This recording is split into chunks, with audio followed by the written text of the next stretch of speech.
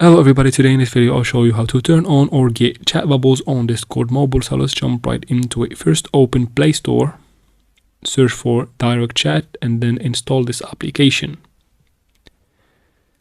Once it is installed, of course, go ahead and open it and then give it all the necessary permissions that it needs.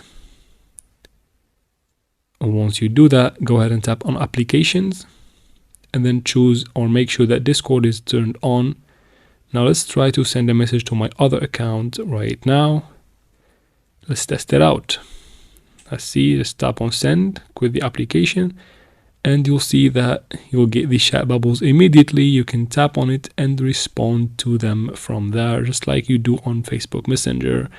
And that's how you do it, guys. I hope this video was helpful. Please like and comment down below. Don't forget to subscribe for future videos like this one. And thank you very much for watching.